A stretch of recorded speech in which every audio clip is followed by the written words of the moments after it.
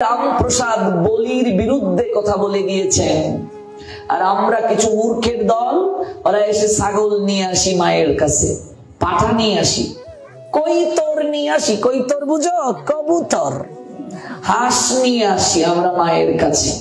মা হাঁস খায়, ছাগল খায়, পাঠা খায়, কবুতর খায়। যিনি রামপ্রসাদ তিনি বলির বিরুদ্ধে কথা বলে গিয়েছেন, বলছেন যদি বলি দিতে হয় ষড়রিপুকে বলি দাও। কাম, ক্রোধ, লোভ, মোহ, মদ, মাৎসর্য, এই 6টি রিপুকে বলে ছাগ। পুজোতে ছাগ বলি দেওয়ার কথা বলা হয়েছে। ছাগ মানে কি? রিপু। ছাগ সংস্কৃত শব্দ, ছাগ মানে ছাগল নয়, ছাগ মানে রিপু।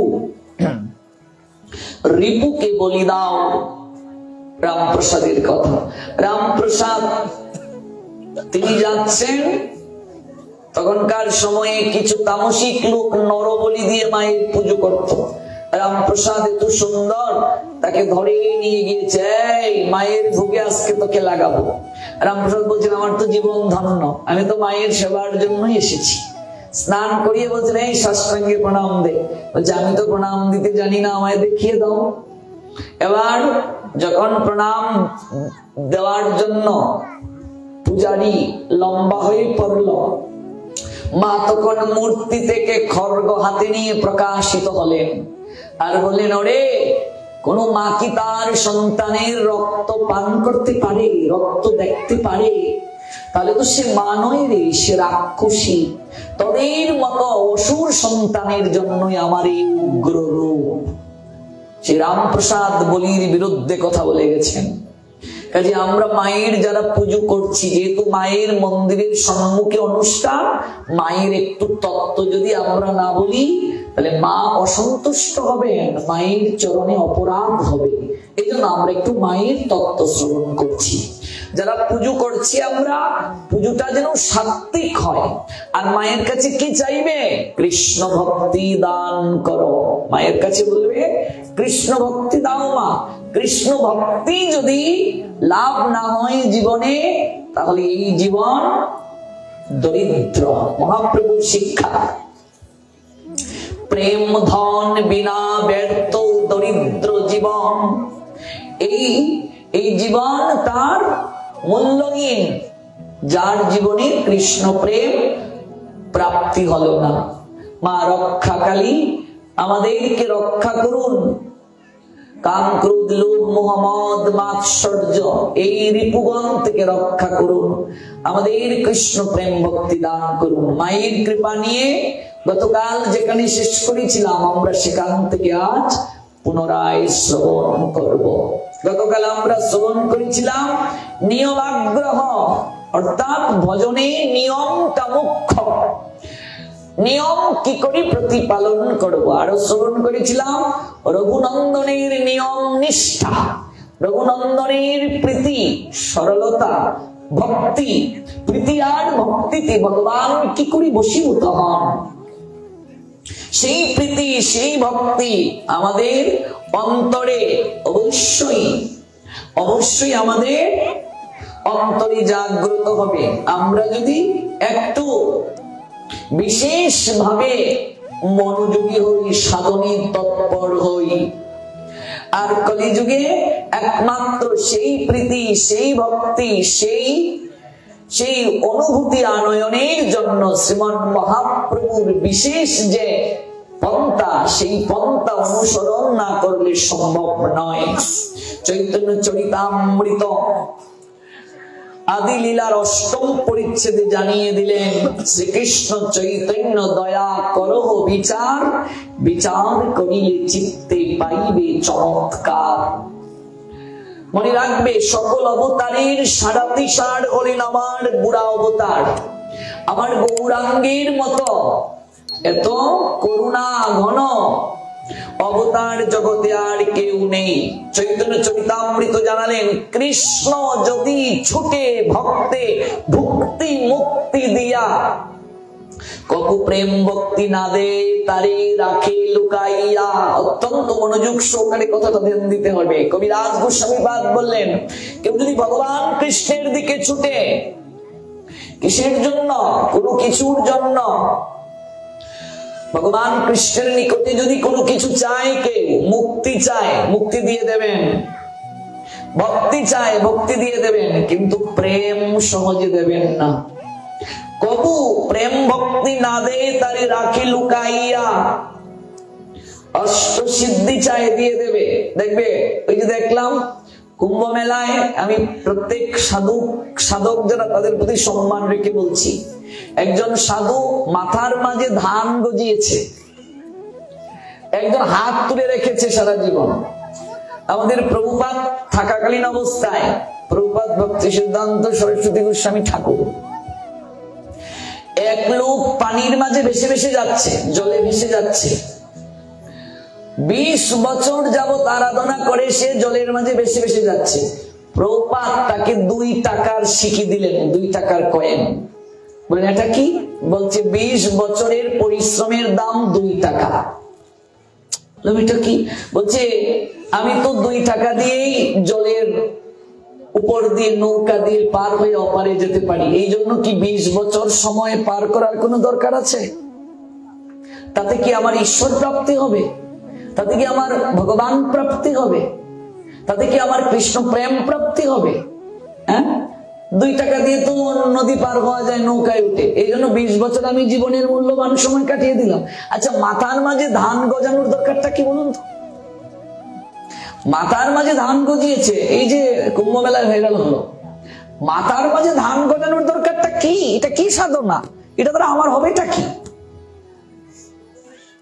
কাজেই কেউ যদি এরকম সিদ্ধিও চায় ভগবানের কাছে, সে পেয়ে যাবে, কিন্তু প্রেম সহজে ভগবান দেবেন না। কবু প্রেম ভক্তি না দে তারে রাখে লুকাইয়া। প্রেম পাওয়াটা তো সহজ নয়। আর মহাসাধিকা মীরাবাইয়ের কথা, বিনা প্রেম সে নাহি মিলে নন্দলালা। যদি গোবিন্দ প্রাপ্ত হতে চায় কেউ, প্রেম ব্যতীত সম্ভব নয়। যে প্রেম সহজে কৃষ্ণের নিকট থেকে প্রাপ্তি সম্ভব নয়, হেন প্রেম শ্রী চৈতন্য দিলেন যথা তথা। অথচ গৌর হরি বিচার না করিয়া সেই প্রেম হেন তেন ভাবে সব জায়গায় বিতরণ করে দিয়ে দিলেন। এক কৃষ্ণ নাম করে সর্ব পাপ নাশ, প্রেমের কারণ ভক্তির করেন প্রকাশ। প্রেমের উদয় হয় প্রেমের বিকার, শ্বেদ কম্প পুলকাদি গদগদ অশ্রুদার। অনাশে ভবক্ষয় কৃষ্ণের সেবন, এক কৃষ্ণ নাম যদি, এক কৃষ্ণ নামের ফল পাই এত ধন।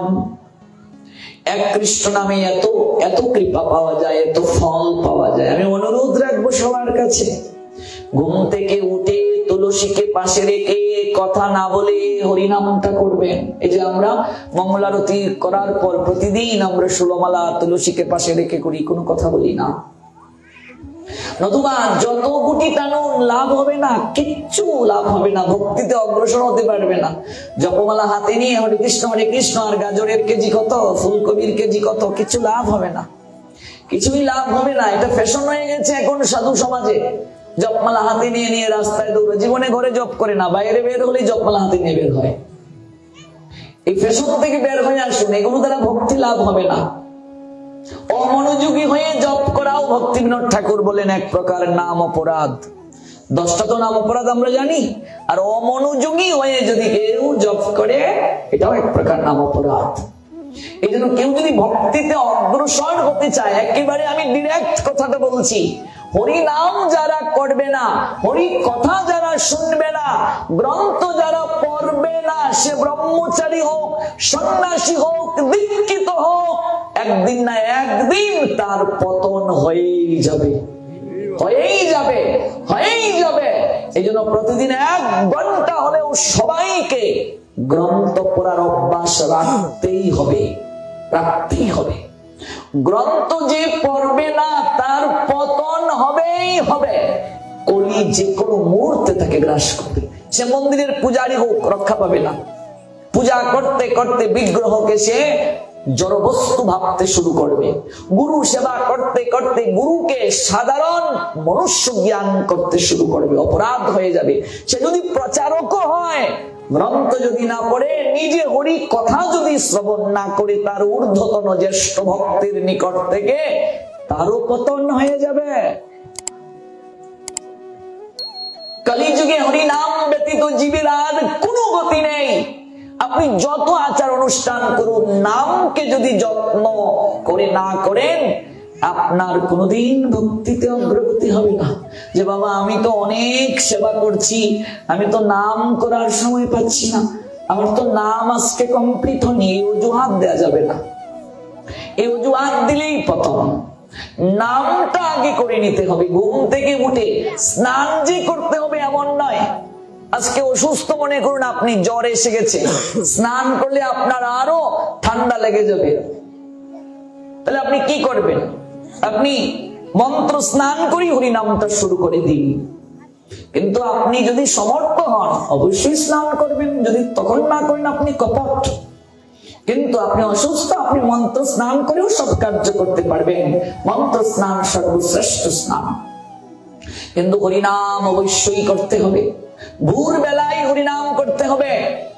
ব্রাহ্ম মুহূর্তে হরিনাম করার যে শক্তি, অন্যান্য সময় 1 লক্ষ গুটি টানলে যে কৃপা, ব্রাহ্ম মুহূর্তে 1 গুটি টানলে সেই কৃপা। করে দেখবেন। তুলসীকে পাশে রেখে হরিনাম করার সময় কথা বলা যাবে না।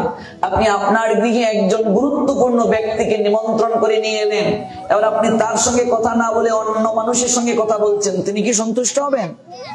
তাই আপনি হরিনামের মাধ্যমে ভগবানকে ডাকছেন, তিনি এলেন, আর আপনি অন্য কারোর সঙ্গে কথা বলতে শুরু করে দিলেন, তিনি সন্তুষ্ট হবেন না। এজন্য হরিনাম করার সময় কথা বলা যাবে না, কথা বলা যাবে না। কত গুটি টানলে, কত মালা জপ করলে সেটি মুখ্য নয়।